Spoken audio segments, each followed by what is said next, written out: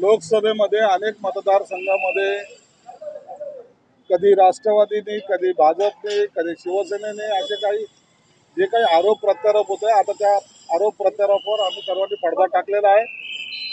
ज्या काही तक्रारी कोणत्याही पक्षाच्या कार्यकर्त्याचे किंवा उमेदवाराचे असतील त्यांनी त्यांच्या नेत्यांकडेच मांडाव्यात आणि या संदर्भामध्ये 8 तारखेला जे एनडीएचं सरकार स्थापन होणार आहे त्यानंतर या तिन्ही प्रमुख नेत्यांची एक बैठक होऊन झालेल्या ज्या चुका आहेत तर कोणत्याही पक्षाचा असो त्याच्यावर योग्य तो समज किंवा योग्य तो कारवाईचा जो काही संकेत या नेत्यांनी दिलेले आहेत। म्हणून आता प्रचार माध्यमामागे किंवा सर्वांसमोर या गोष्टीची चर्चा करू नये असे आम्हाला स्पष्टपणे आदेश दिलेले आहेत।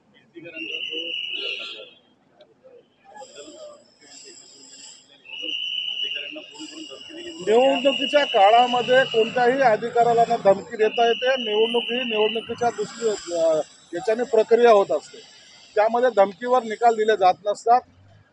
कीर्तिकारासंदर्भामध्ये ते स्वतःच राष्ट्रपतीकडे त्यांनी निवेदन दिलेलं आहे, त्यात इलेक्शन कमिशनर त्यावर योग्य तो निर्णय घेईल याचा आणि मुख्यमंत्री साहेबांचा काहीही संबंध नाही। कीर्तिकरांचा विषय निघालेला आहे, कीर्तिकरांवरती कारवाई होणार होती कारण की कीर्तिकरांनी असं समजलं होतं का सपोर्ट केला आहे आपल्या मुलाला आणि आपल्या पक्षाला सपोर्ट केला नाही असं समोर येते। आता हे सर्व 8 तारखेनंतर यावर चर्चा होईल। विधान परिषदेमध्ये सर्व तुम्ही आमने सामने आलेले महायुतीमध्ये मोठा विसंवाद आहे। महायुतीमध्ये कसे लढणार, एकत्रच लढणार आहेत की प्रत्येक जण वेगवेगळी फूल मांडणार?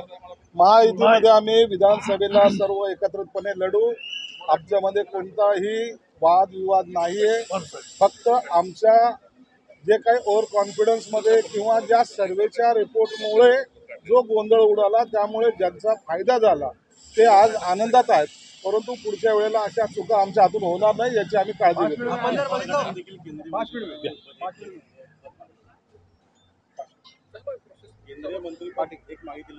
अजित पवारांना केंद्रात मंत्रिपद हवं नाही, याच्यावर निर्णय एनडीएचे वरिष्ठ नेते मंडळी घेतील आणि तो निर्णय दिल्लीत घेतला जाईल। त्याच्याबद्दल आम्ही काही बोलणं चांगलं ठरणार।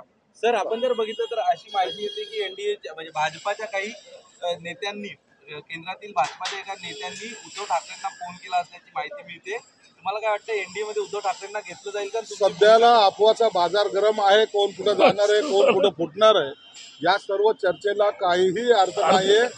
8 तारखेला मोदी साहेब हे पंतप्रधान पदाची शपथ घेतील, त्यानंतरच्या ज्या काही घटना होतील त्याच्यावर कदाचित आपल्याला विचार करता येईल, परंतु अशा कोणत्याही अफवावर आता आम्हालाच असं वाटतं की कोणी विश्वास ठेवू नये हे आपल्या माध्यमातून मी सर्वांना सांगतो। अनेक ठिकाणी मदत झाली नाही, अनेक ठिकाणी मदत झाली नाही, अशा ठिकाणी मदत झाली नाही, यांचा आढावा घेतला जाईल का आणि कारवाई केली जाईल का? निश्चितच आढावा घेतला जाईल आणि ज्यांनी काम केलं नाही त्या पदाधिकारी असेल का नेता असेल त्यांच्यावर निश्चित कारवाई केली। श्रीकांत शिंदे नवे गटनेते असतील का लोकसभेमध्ये आपल्या पक्षाचे? नाही, हे ठरवण्याचा अधिकार मुख्यमंत्री एकनाथ शिंदे साहेबांना आहेत।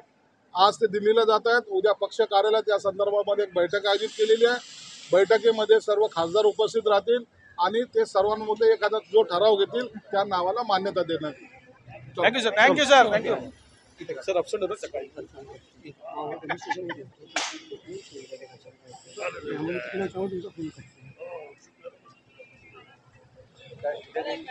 Thank you.